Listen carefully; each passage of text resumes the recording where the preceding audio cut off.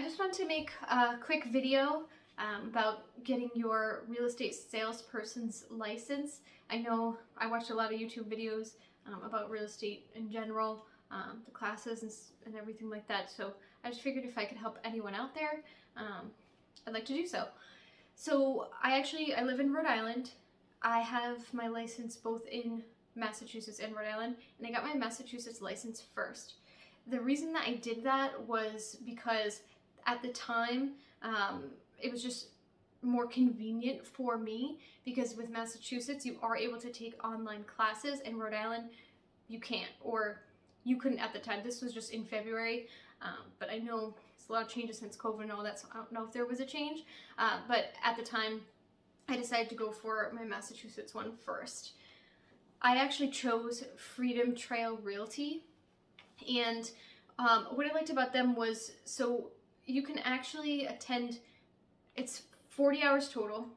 You can do 19 of the hours on your own time, so you can watch classes that were already recorded. And then the other 21 hours, you do have to attend them live, but it's actually, you're just watching on a webcam, you're watching the class live. You don't have to be in person. So it was just more convenient for me to do that.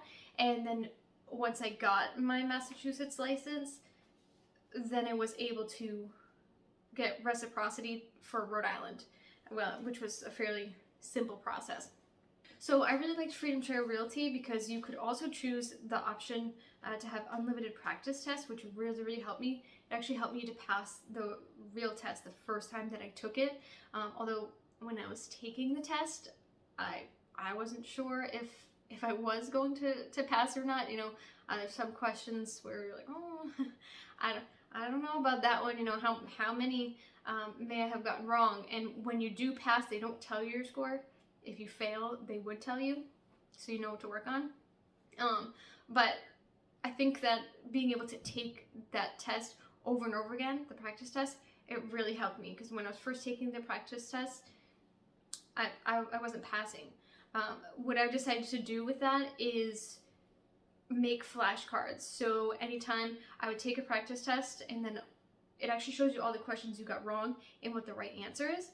So I would put that on a flashcard, put it in my pile, and then study some more.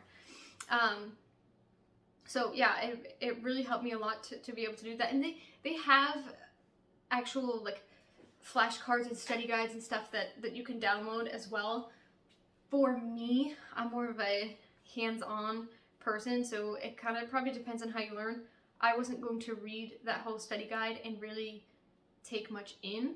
I needed to write it down, and I needed to kind of say it out loud and go through the flashcards to remember everything. So I was able to pass the test that way. Now, me getting my Massachusetts license first, I mean, so of course when you're in Rhode Island or Massachusetts, you probably eventually want to be licensed in both states anyway, because they're so close to each other. And if you have a client who, you know, is looking kind of over the line for a property, you want to still be able to represent them instead of having to refer them out. You can refer them out, and you just get a referral fee, but you would no longer be able to help that client in the other state.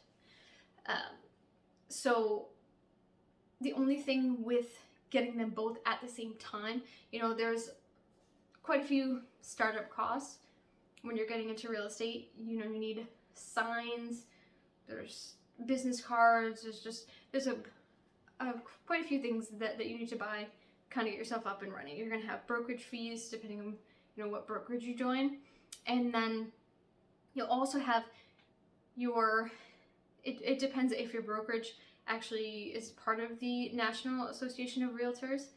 In my case, my brokerage is, so I actually have to pay for the National Association of Realtors for both Rhode Island and Massachusetts, and then also I had to pay for to be in the MLS for both Rhode Island and Massachusetts now, which is, I'm glad I did. I don't have any regrets.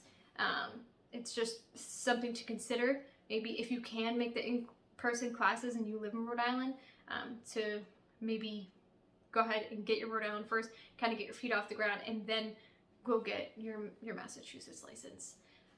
All right, well, that's really all I have. If you have any questions, feel free to ask, and I hope you have a great rest of your day. Bye.